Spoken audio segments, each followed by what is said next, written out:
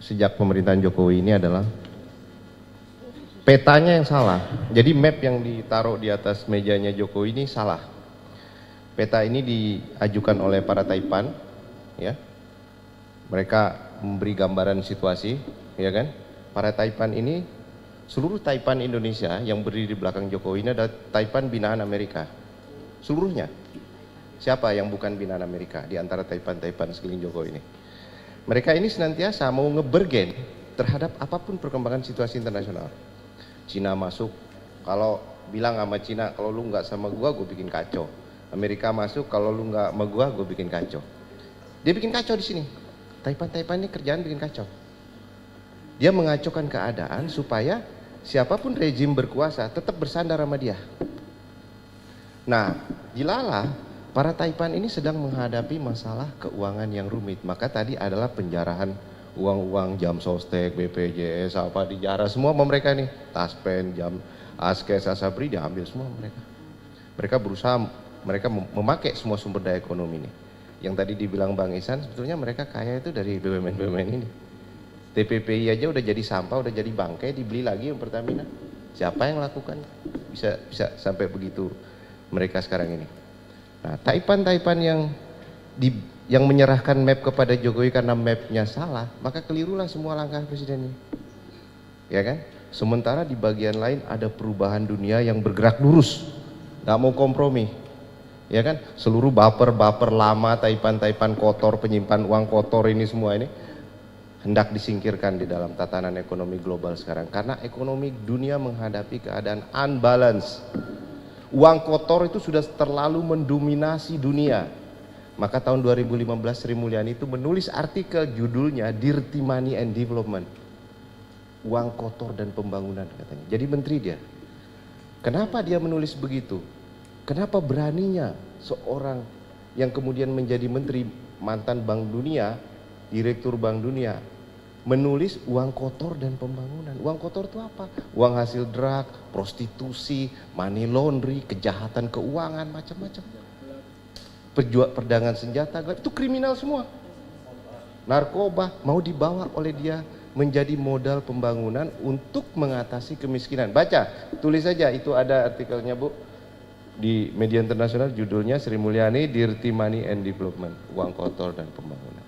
Pada uang kotor dan pembangunan, itulah proposal Taipan ini ternyata. Maka begitu jadi ke sini dia menggelar tax amnesty, hendak mengampuni seluruh kejahatan keuangan dan uang-uang kotor untuk dicuci di dalam sistem Indonesia. Tax amnesty itu adalah satu kegiatan pencucian uang oleh negara. Karena dia tidak mau tahu lagi asal usul uang dicuci oleh negara, jadi legal, masukin ke APB, bayar denda ke APBN, uangnya dikembalikan ke pemiliknya. Itulah proposal dia dan diterima, ya kan?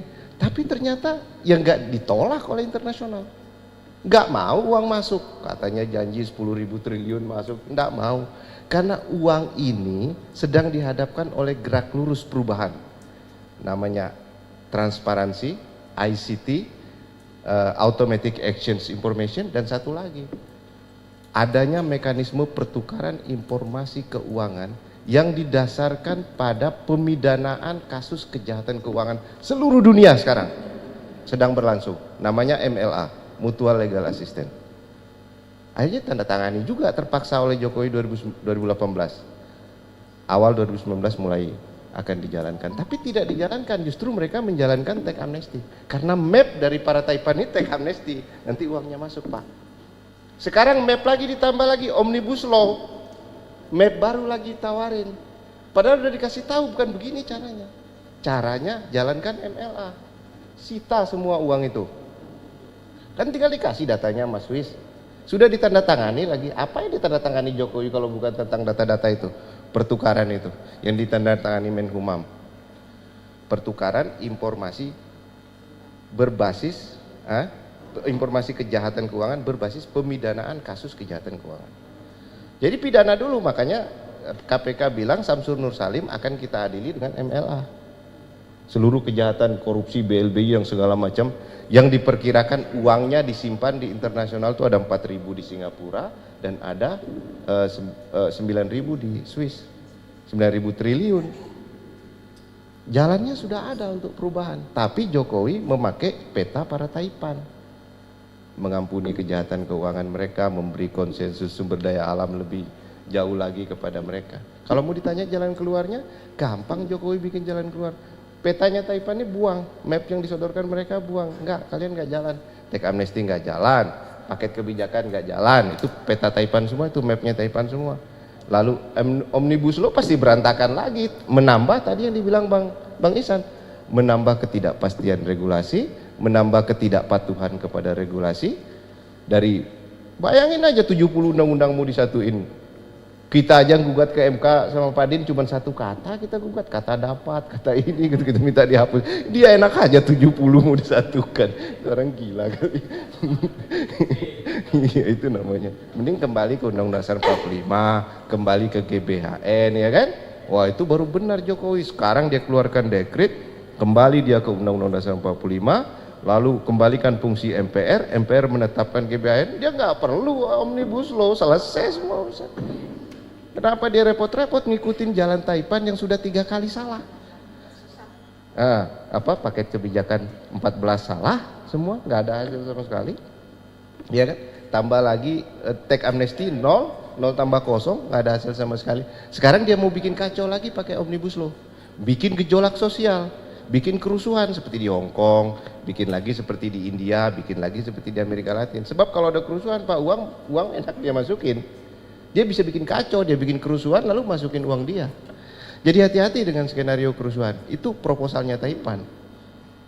Bagi saya Jokowi perlu untuk berpikir sehat, ya. Buang semua peta-peta para Taipan ini, map-map yang disodorkan mereka ini semua penipuan. Yang perlu dia lakukan sekarang adalah membenahi jalannya negara, bukan omnibus law tapi kembali ke Undang-Undang Dasar 45. Kembalikan fungsi MPR, tetapkan GBHN, udah selesai semua. Urusan kekacauan konstitusi bisa ditata kembali lewat jalur itu. Saya kira itu jalan keluarnya. Masalah orang, udahlah nanti orang lahir sendiri. Yang berani-berani akan muncul. Yang jagoan-jagoan akan muncul sendiri. Nggak usah kita cari-cari orangnya. Bagaimana Bang?